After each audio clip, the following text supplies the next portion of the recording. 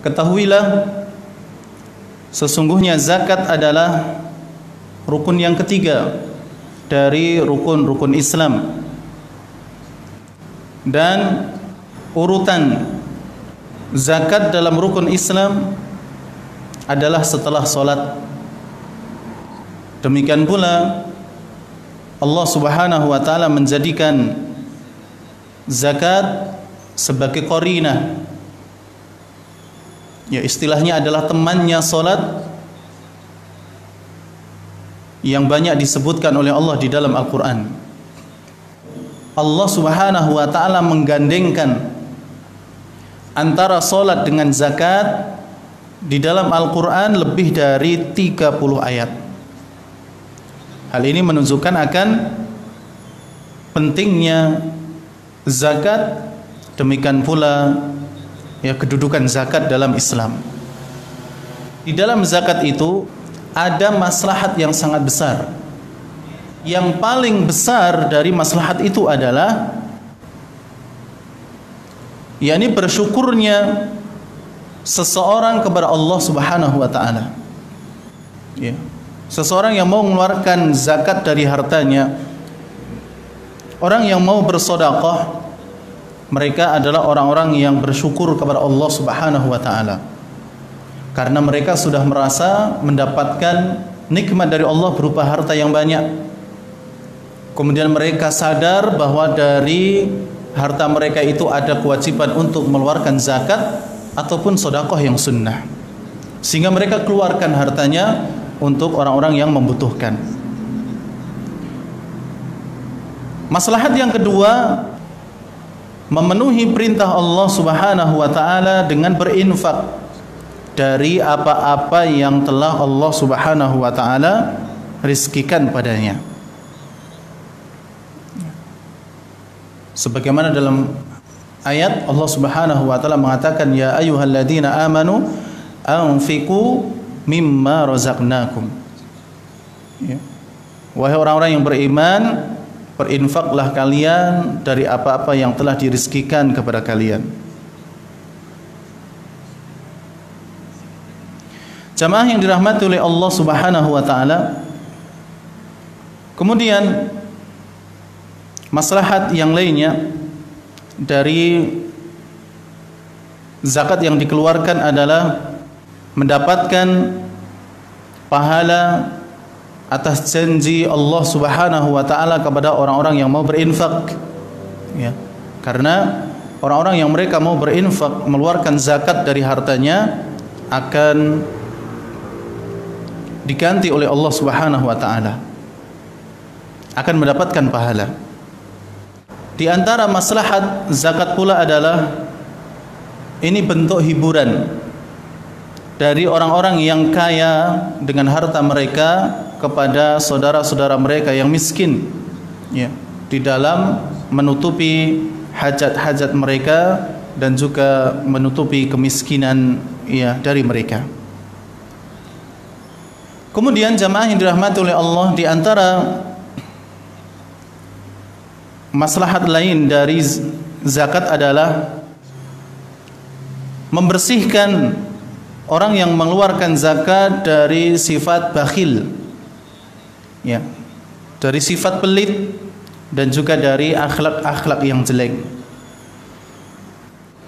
dan menjadikan orang-orang yang zakat itu berada di barisan orang-orang yang muhsinin, orang-orang yang berbuat baik, yang mereka cinta kepada Allah dan Allah pun cinta kepada mereka, ya, dan juga dicintai oleh manusia, ya.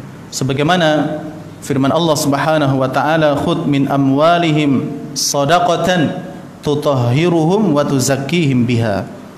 Ambillah wahai Muhammad dari harta-harta mereka sebagai bentuk sedekah untuk membersihkan mereka dan juga untuk mentazkiyah mereka. Dan Allah mengatakan dalam ayat yang lain, wa ahsinu, dan berbuat baiklah, innallaha yuhibbul muhsinin.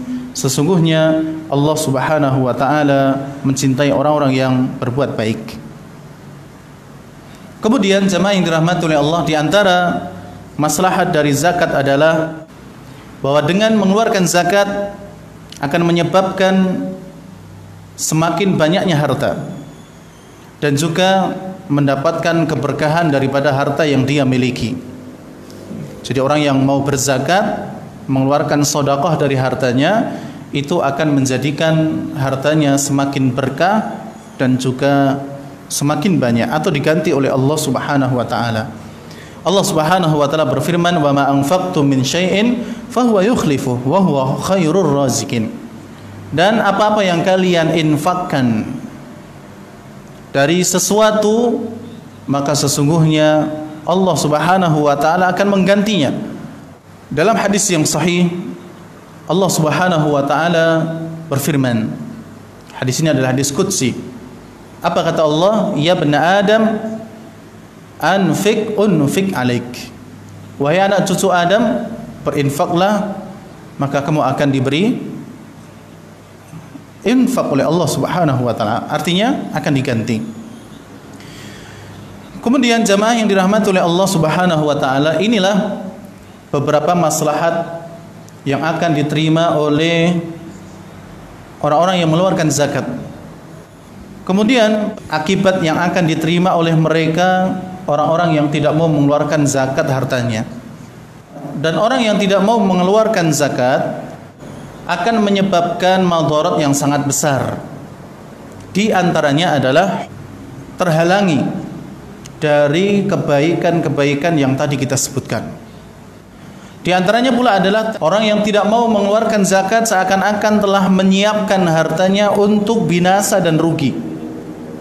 Ya. Rusak dan juga rugi. Sebagaimana dalam sebuah hadis yang diriwayatkan oleh Al-Imam Al-Bazzar dari Aisyah radhiyallahu taala anha, "Ma khalatatiz zakatu malan qattu illa afsadathu." Tidaklah suatu zakat itu berada dalam suatu harta, artinya harta itu memang harus keluar zakatnya, tapi tidak dikeluarkan illa afsadathu, kecuali pasti akan merusak harta itu. Jadi kalau ada harta yang sebenarnya harus keluar zakat tapi ternyata tidak dikeluarkan, maka pasti akan rusak harta itu. Ini semua akibat dari orang-orang yang memiliki harta tersebut tidak mau mengeluarkan zakatnya, padahal harta yang dia miliki harus keluar zakat. Kemudian jamaah yang dirahmati oleh Allah Subhanahu wa taala, di antara kejelekan lain dari harta yang tidak dikeluarkan zakatnya adalah terhalangnya hujan turun dari langit. Ya. Jadi di antara sebab yang menjadikan hujan itu enggak turun-turun diakibatkan karena banyaknya orang-orang yang mereka menahan zakat mereka dari harta yang mereka miliki. Padahal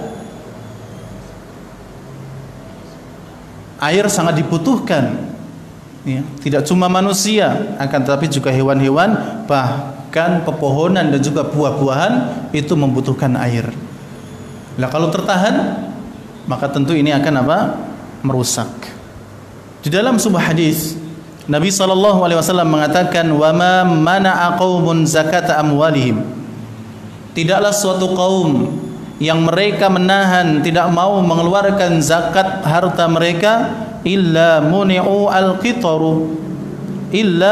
al-qitaru minas sama, kecuali pasti hujan dari langit akan ditahan, kecuali mereka telah menjadi sebab hujan tidak turun dari langit. Ya. Maka jamaah yang dirahmati oleh Allah, keluarkan zakat harta kita agar kejadian seperti ini, tidak turunnya hujan, ya tidak terjadi. Kalau ada yang mengatakan ternyata turun juga hujan, maka Nabi SAW mengatakan dalam hadis selanjutnya, "Walaulal bahaimu lam yumtaru." Seandainya bukan karena adanya binatang-binatang yang ada di dunia ini, mereka tidak akan pernah dikirimi hujan oleh Allah. Tapi hujan itu turun karena Allah kasihan terhadap binatang-binatang yang ada di bumi. Mereka membutuhkan air. Padahal sebab lamanya dan tidak turunnya hujan karena mereka yang menahan zakat harta mereka. Jamaah yang dirahmati oleh Allah Subhanahu wa taala, banyak sekali dalil yang menunjukkan bahwasannya orang-orang yang tidak mau mengeluarkan zakatnya akan mendapatkan balasan yang setimpal. Di antaranya adalah firman Allah Subhanahu wa taala, "Walladzina yaknizuna adh-dhahaba wal fiddata wa la yunfikunaha fi sabilillah fabashshirhum bi'adzabin alim." Dan orang-orang yang mereka menyimpan emas dan perak mereka, kemudian mereka tidak mau menginfakkannya, tidak mau mengeluarkan zakat dari harta itu, dari emas dan peraknya di jalan Allah Subhanahu wa taala, fabashshirhum bi'adzabin alim. Maka beri kabar gembira kepada mereka dengan azab yang pedih. Apa adabnya? Yauma yuhma 'alaiha fi nari jahannam. Hari di mana dipanaskan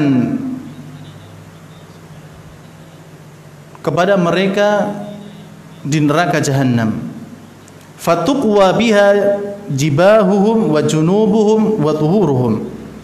Kemudian disetrika, digosokkan di atas dahi, lambung dan punggung mereka. Ini siksaannya. Hadza ma kanaztum li anfusikum. Ini adalah apa yang kalian simpan dari harta kalian, ya, yang tidak dikeluarkan apa? Zakatnya. Maka jamaah yang dirahmati oleh Allah, kullu malin la tu'adda zakatuhu fahuwa kanzun yu'adzibu bihi sahibuhu yaumal qiyamah atau yu'adzabu bihi sahibuhu yaumal qiyamah. Setiap harta yang tidak dikeluarkan zakatnya maka akan menjadi simpanan pada hari kiamat, dan dengannya dia akan diadab oleh Allah Subhanahu wa taala, wal iyadu billah. Dalam hadis yang diriwayatkan oleh Imam Muslim, Nabi SAW menjelaskan tentang ayat 34 dan 35 dari surat At-Taubah. Kata Rasulullah, "Ma min sahibi dhahabin wala fiddah." Siapapun pemilik emas dan perak, atau tidaklah pemilik emas dan perak, la yu'addi haqqaha, yang tidak mengeluarkan haknya, yakni zakat, pada hari kiamat orang tersebut akan dibuatkan satu lempengan atau setrika dari api neraka. Maka kemudian akan disetrika dahi mereka, ya, lambung mereka, punggung mereka, kullama baradat, dan ketika setrika itu menjadi dingin, uidat lahu, ya, dikembalikan menjadi panas, kemudian disetrikakan lagi, naudzubillah min dzalik, dan itu selama, ya, 50.000 tahun. Hatta yuqda bainal ibad, kemudian sampai diputuskanlah perkaranya. Fayara sabilah, kemudian dia akan melihat jalannya, imma ilal jannah wa imma ilan nar, baik ke surga ataukah ke neraka. Jadi mereka yang tidak mau mengeluarkan zakat dari hartanya akan disiksa demikian. Jamaah yang dirahmati oleh Allah Subhanahu wa taala, dalam riwayat yang lain Nabi SAW juga menjelaskan, man atahu Allahu malan falam yu'addi zakatah muthila lahu syuja'an aqra. Barang siapa yang Allah beri harta kepada dia, namun dia tidak mau mengeluarkan zakatnya, maka harta tersebut akan dirubah oleh Allah Subhanahu wa taala menjadi ular jantan yang bertanduk, memiliki 2 taring, yutawwiquhu yaumal qiyamah, pada hari kiamat ular itu akan membelitnya. Thumma ya'khuduhu bilahzamataihi, kemudian ular itu akan memakan dengan 2 rahangnya, dengan 2 mulutnya. Thumma yaqul, kemudian dia akan mengatakan, ana maluk ana kanzuk, aku adalah hartamu dulu yang kamu tumpuk, aku adalah simpananmu dulu yang kamu tidak keluarkan zakatnya. Inilah siksaan bagi mereka orang-orang yang Allah beri harta namun kemudian tidak mau mengeluarkan zakatnya. Di dalam ayat Allah Subhanahu wa taala juga mengatakan, "Wala yahsabanna alladziina yabkhaluna bima aataahumullahu min fadlihi huwa khairal lahum." Huwa khairal lahum. Apakah orang-orang yang mereka bakhil terhadap apa yang telah Allah Subhanahu wa taala berikan kepada mereka dari karunia-Nya, menyangka bahwasannya apa yang mereka bakhilkan itu, yang tidak mereka keluarkan zakatnya itu kebaikan bagi mereka? Bal huwa syarrul lahum, bahkan itu kejelekan bagi mereka. Sayutawwaquna ma bakhilu bihi yaumal qiyamah. Harta-harta yang mereka tidak keluarkan zakatnya nanti akan dikalungkan di leher mereka pada hari kiamat. Wal iyad billah.